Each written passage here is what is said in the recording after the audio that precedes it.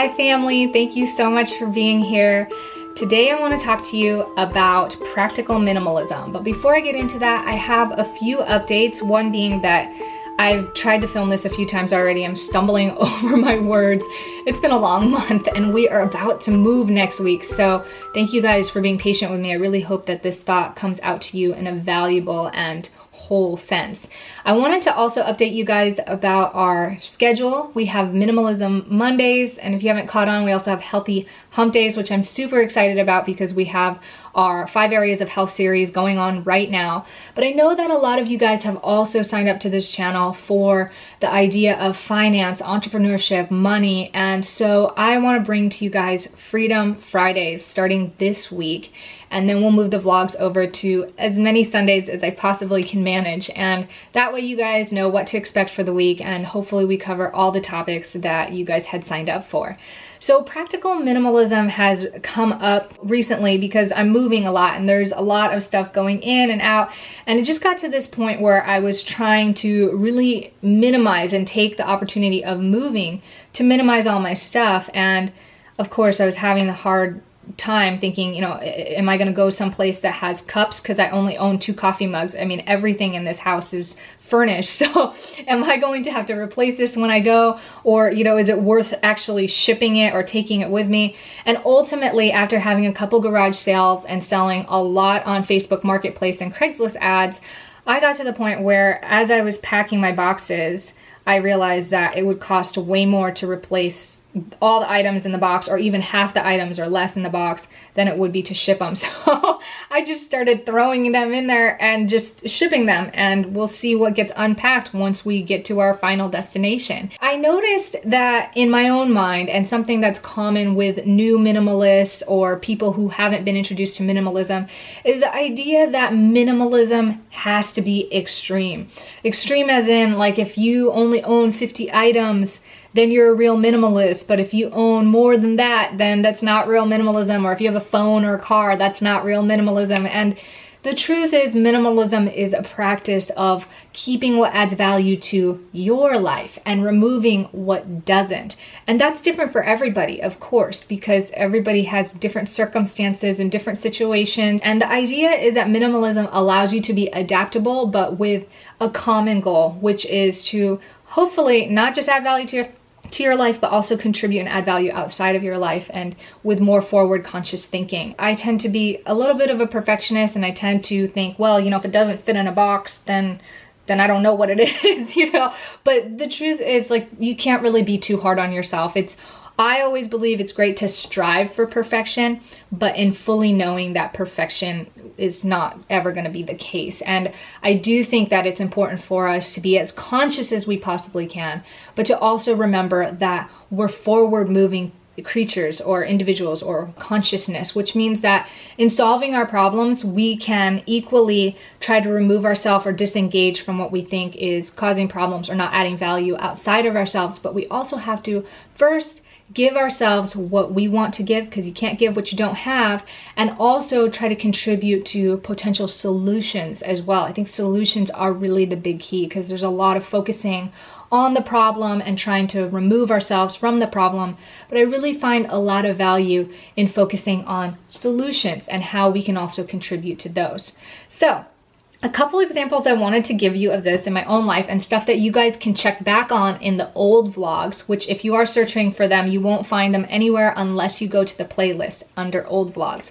But back in Utah, when I was pregnant with Elavie, we were in the snow, we were cloth diapering Love at that time, and we didn't do laundry with a washing machine, even though we had one, and we didn't have a car. We rode bikes, or we walked, or took public transit, and we really wanted to try this from like an ecological sense. It wasn't easy on our budget, believe it or not, because it was expensive having the bikes that we had, and it was expensive doing the public transit all the time and having to rent a car every once in a while. I think it really came out to be about even at the end of the day.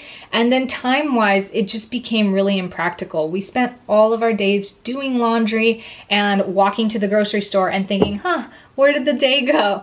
But you know, at the end of the day, the idea is to experiment and try things out and find that balance. And again, always be adaptable. And so when we moved here to Hawaii, we decided to get a car. And even though we sleep on the floor, we decided to leave this bed because we find that it added value. We were able to spend more time with our children, doing things we were passionate about, and have our guests over feeling like they're comfortable, just like they were in their own home. So things change. One of the things that I plan on moving forward with in this move is, like I said, I kind of packed everything at the end of the day, but I want to do a legitimate packing party when I get to our new place. And I want to go through that with you guys.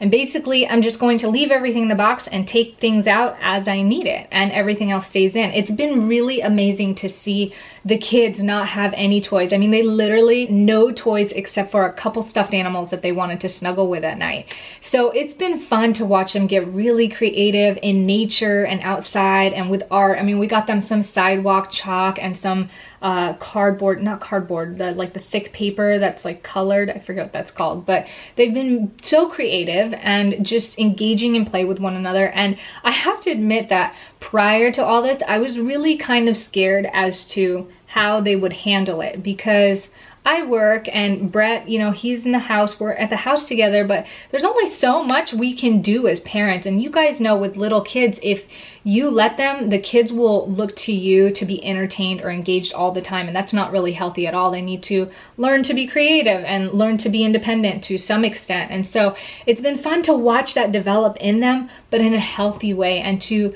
kind of evolve with them as parents. And yes, it was hard at first, but now it just feels so worth it. And I just don't even know if I want to take out the toys anymore. I really don't. They don't fight anymore as much.